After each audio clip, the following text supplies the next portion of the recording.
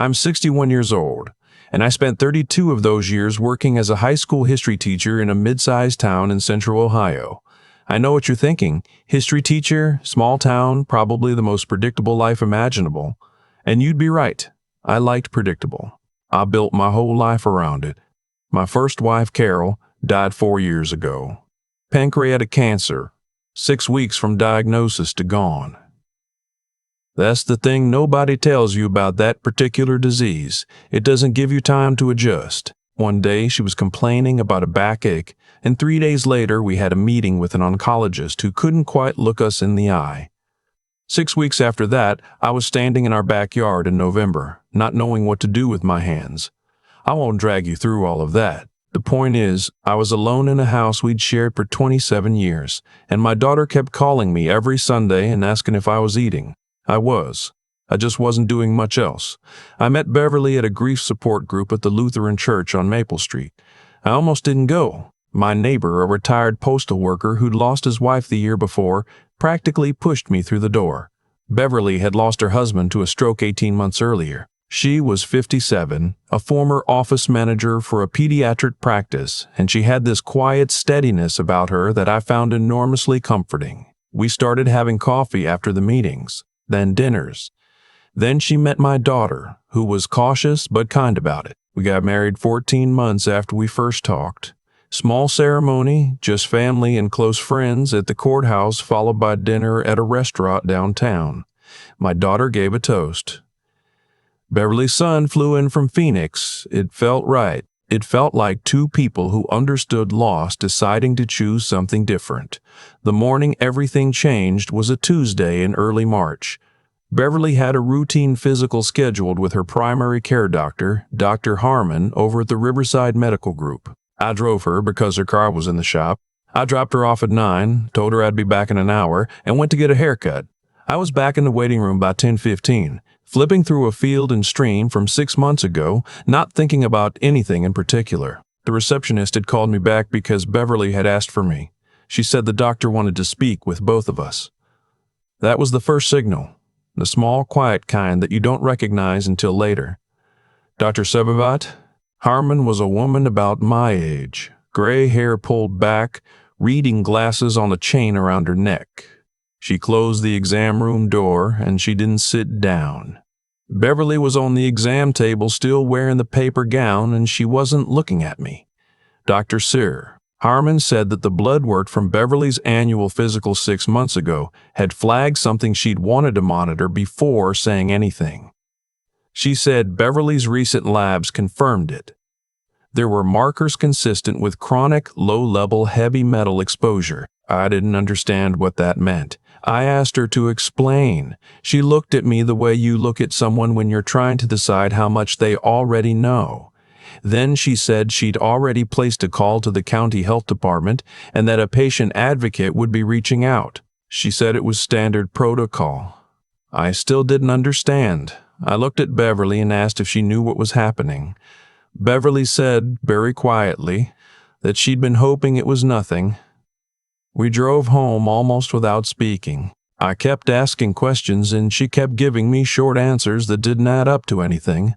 She said she'd been having headaches. She said she'd been tired. I said I knew she'd been tired, but I thought it was her thyroid. We'd talked about her thyroid. She said yes, she'd thought so too. That night I sat at the kitchen table after she went to bed and I thought about the word chronic.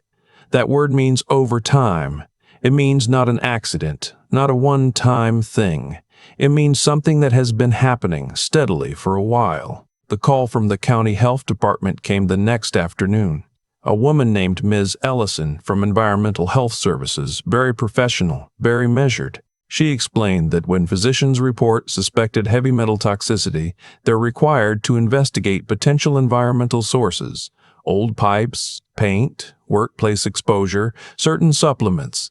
She said they'd be sending someone to the house to do an assessment. She said it was routine. She asked if I had any hobbies that involved solder, old batteries, certain pigments, anything like that. I said no.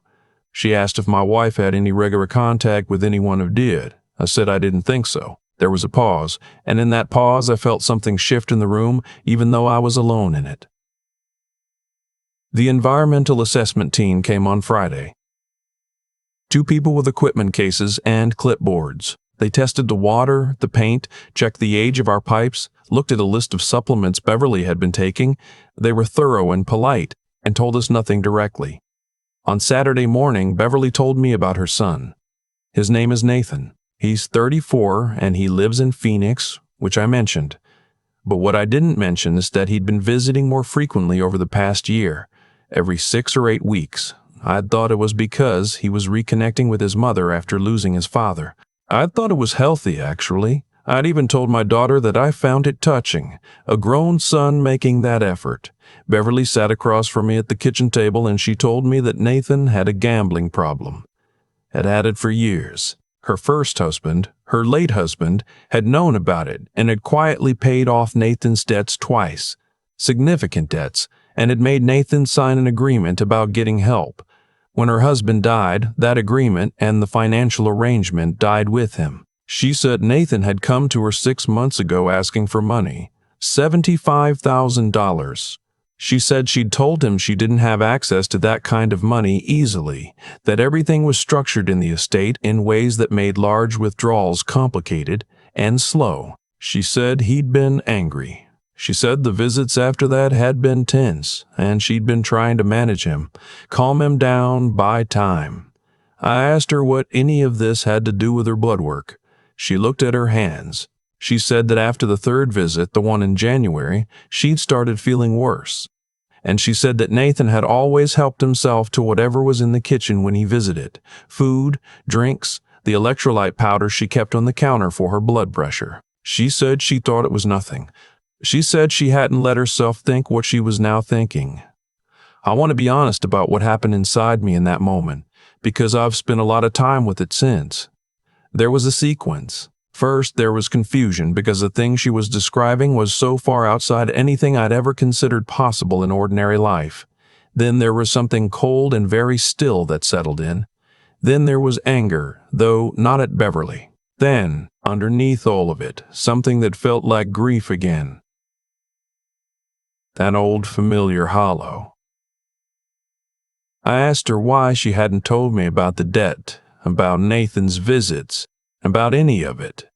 She said she was ashamed. She said she'd been handling it the way she'd always handled his problems, quietly, privately, trying not to let it spill into anything else.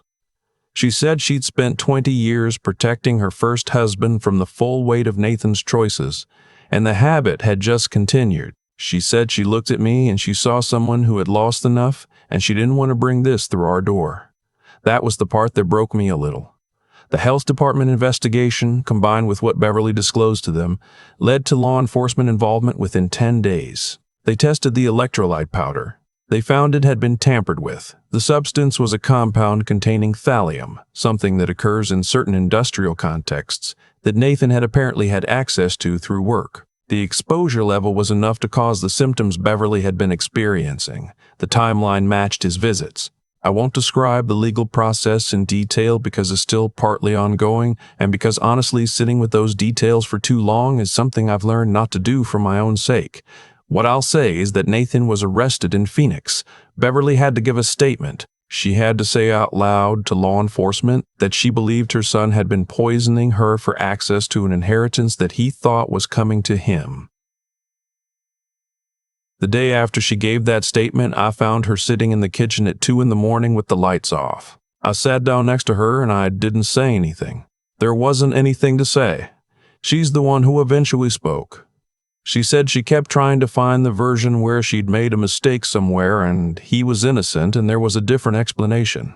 She said she'd been running through it for weeks. She said she couldn't find it. I told her that the inability to find it wasn't a failure.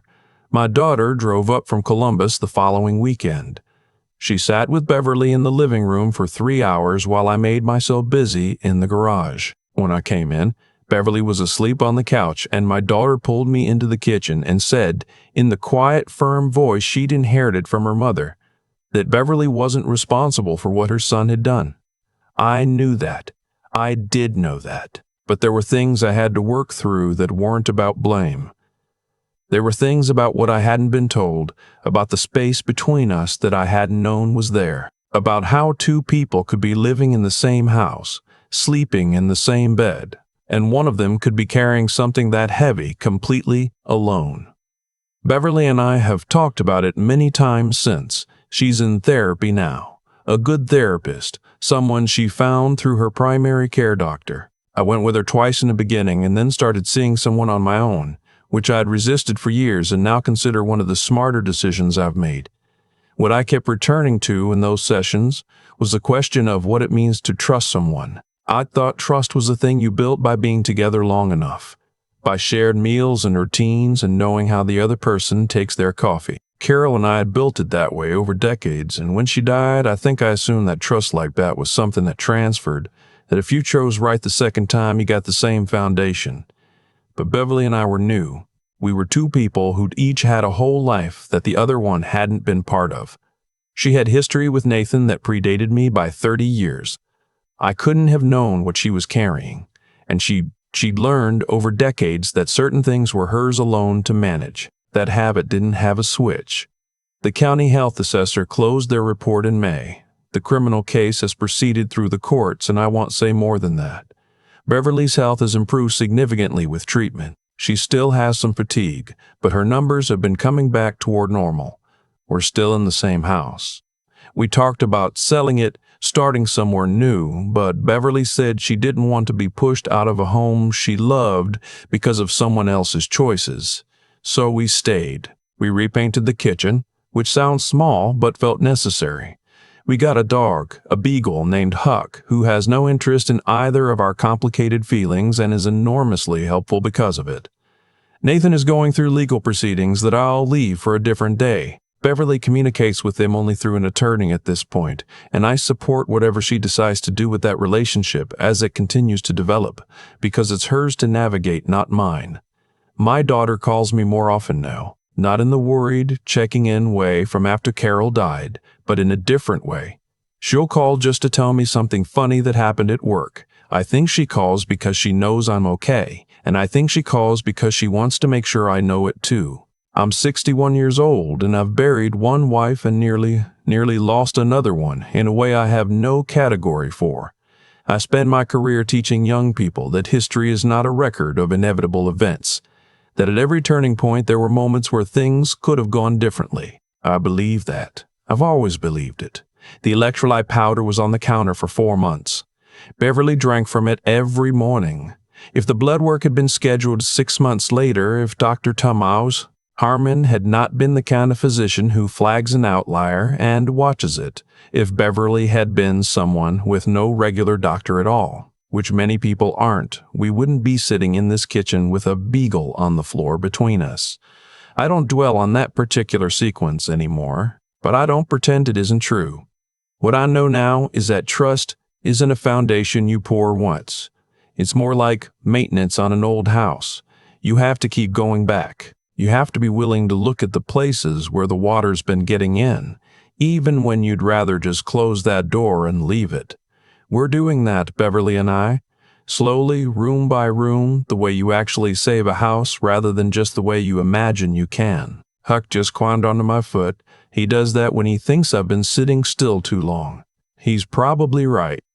I've thought a lot about cause and effect since all of this happened, not in any abstract way, just the plain ground-level version of it. The way one choice, made years before I was ever in the picture, kept moving forward through time and eventually landed in my kitchen. Nathan didn't become who he became overnight. Beverly told me, in pieces, over months, about the pattern going back to his early 20s. The first debt, the first time her husband quietly paid it off. Then the second time, then the agreement, the structure, the careful management of a problem that was never actually solved, just relocated. Every time the consequence was softened, the next choice came a little easier. That's not a judgment. That's just how it works. You remove the friction long enough and people forget the friction was there for a reason. Beverly did what she did out of love.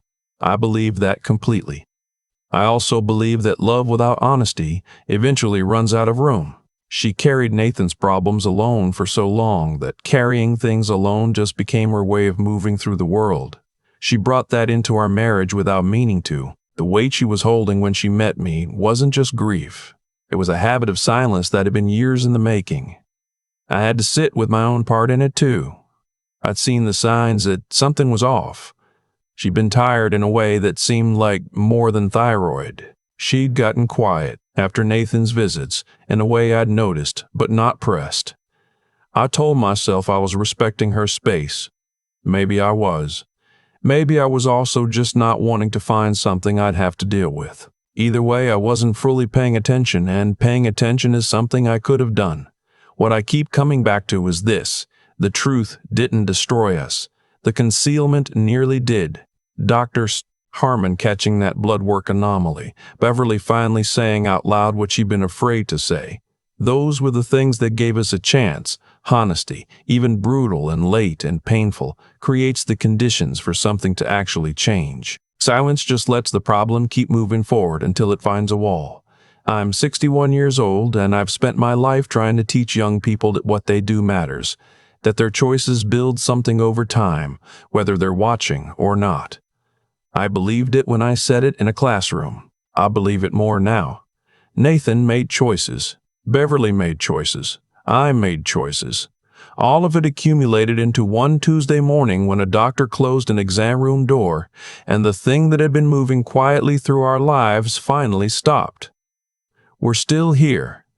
That's not nothing. Beverly is doing the work of rebuilding something honest, and I am doing it alongside her, because that's what I chose when I married her, and I'm choosing it again now. Courage isn't the absence of fear or pain. It's deciding that what you're building is worth the difficulty of building it right. Huck is asleep on the floor next to my chair. The house is quiet. We're okay.